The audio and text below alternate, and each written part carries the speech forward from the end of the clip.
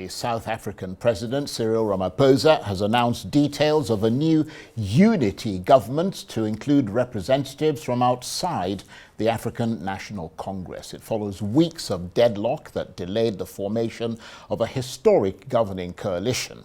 The ANC will continue to hold 20 posts, while the other 12 ministries will be shared amongst coalition partners. In a nod to the Democratic Alliance, its leader, John Steenhuisen, has been appointed Minister of Agriculture, but the ANC maintained its hold on the Ministry of Trade and Industry, a key portfolio that the DA had sought.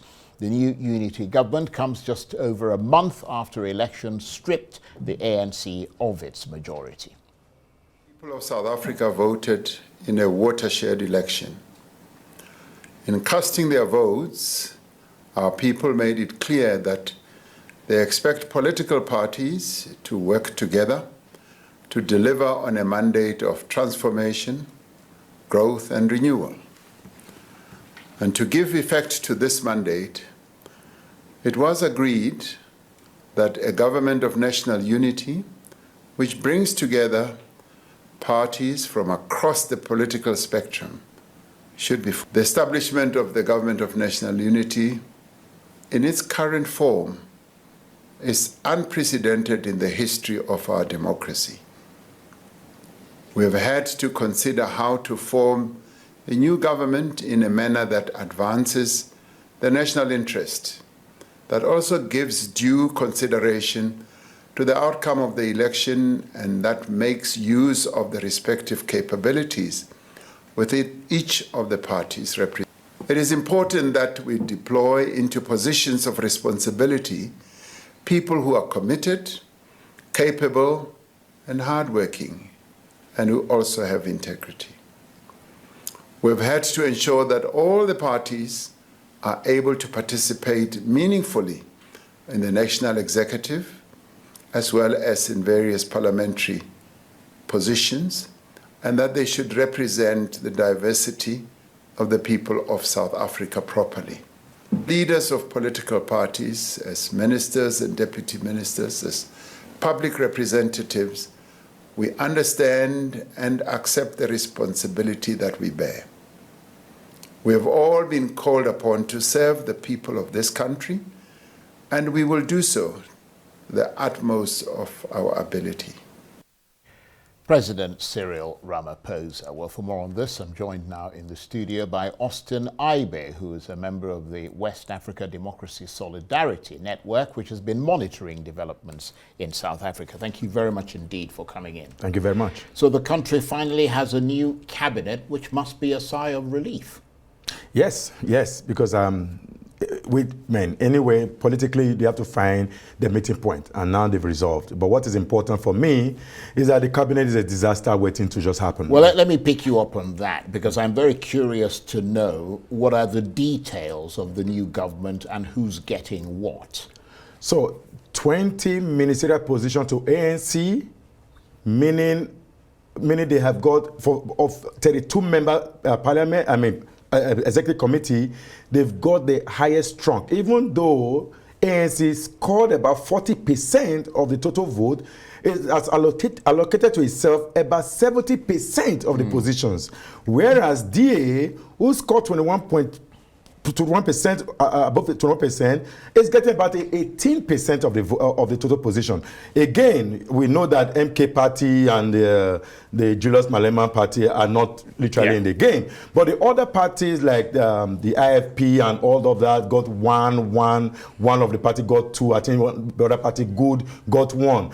I think what Ramaphosa wanted to achieve is to continue to maintain the hold on the country. Look at what has happened with the ministerial position. Trade and industry is a vital position that the DA would like to hold, because the party members are literally those in trade and industries in that country. So the white folks of South Africa are literally the one that does business. Majority, I'm not saying they are all the ones. They will want that position to leverage. But they got agriculture, which they control as well. Yeah, exactly. So but it's a trade-off. Trade would, yes, it's because the leader has gone to agriculture, which make it better. Yeah. But trade and industry literally would have covered agriculture. Technically, I think what the ANC want to do is to continue, like I said, to continue to maintain. Imagine 20 of 32. That's like taking all of the positions. It's interesting, just to buttress the point you're making, that the DA demanded 30% of cabinet seats, but they got less than 20%. And at one point, after a furious exchange, President Ramaphosa accused the DA of trying to form a parallel government in breach of the constitution because they were demanding more and more and more. So tough negotiations to get to this point. Yes, because, you know, the DA is an opportunity. The DA is the major opposition party. They've consistently accused President Ramaphosa of the economic backsliding. I mean, South Africa has, though the economy is supposed to be very huge, just like we have in Nigeria, huge economy, but poverty reigns in the country. And part of the situation is that you are not doing well. In parliament, it's either Julius Malema is accusing or the DA is throwing theirs, and now we now have the MK party who will throw. But at the end of the day... But that's what the opposition does. That's what they should do. Yeah. And sometimes it has to be constructive. When it's not constructive, it's becoming like, because what the DA was doing was literally like an apartheid versus the white supremacy. Right. I mean, if we were there, we would have done it better. When we were there, we did more better than this. We didn't have the situation we have now. Now that they are now the ones to keep Ramaphosa in power, technically they are, because Ramaphosa will not want to go the route of NK party because of Zuma. Of course, he will want to go with Julius Malema. So it's a trade-off. So at the end of the day, the people of South Africa won. Yeah. However, I think, like I said, about 9 parties went to the coalition. 9 about 11 went to the coalition. Only 7 got position, and the other parties that got 1. DA got 6. Yeah. 6 compared to 20. Okay, they got 21% of the vote. You got 40% of the vote. That's like half. Maybe I did like half. Now you got over 70% of the position. Yeah. And this other party. Nevertheless, nevertheless, the DA accepted that. So to move the country forward. You could say that this is a successful outcome in the final analysis.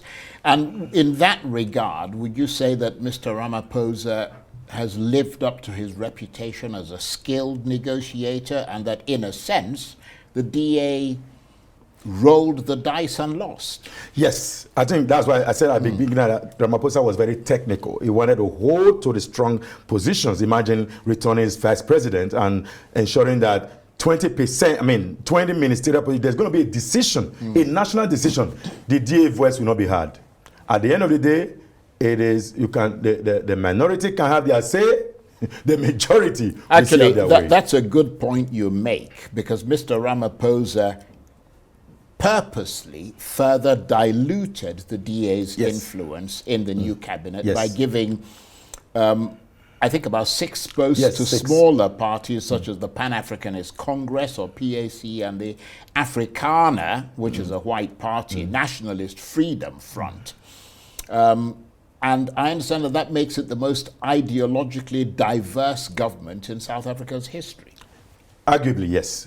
Even though because the PAC are essentially, I think, more communist than anything else. But they have no voice in making decisions. It's just like one position. But representation is key. They could have some money to fund their political party. Maybe that would be good for them. But this is not the first time a coalition has been formed. Even though in 1994, after the election, Nelson Mandela, knowing the effect of his election, won simple majority, but he needed to bring in people on board so they could have a sense of unity. So, but this is unconventional. And again, like you said, I sincerely agree with you, Ramaphosa was very skillful. And again, DA, knowing that they may lose, because the option is, if you don't want it, we'll go to MK. And we just simply go lie down and roll on the floor before Zuma and say, well, forgive me all my sins. Well, I wouldn't get into bed with Jacob Zuma if I were Cyril Ramaphosa. That would be an option, but DA will also be thinking about it, that in case this doesn't happen, to 1%, because if you had up, the only reason why DA was holding strong is that DA knew that Ramaphosa will never go to MK party, nor go to, because these are 2 breakaway party from ANC. So again, these are the same beds that they've flown together. Well, we're going to have to watch and see what happens. But beyond just the local politics within South Africa, I mean, in these circumstances of a diluted ANC and its loss of its political dominance, can South Africa remain a major force internationally, or will the perception be in the BRICS group, for instance, that they are dealing with a weak partner or a weaker partner? That's probably where the decision of the 20-member cabinet will have a strong weight, because DA is not pro-Russia, is not pro-China. Yeah. Whereas Ramaphosa ANC is pro-Russia and pro-China. What's going to happen is that they will always try to stop them. But the thing is, if there's going to be parliamentary decision, ANC will lose because of the other political parties.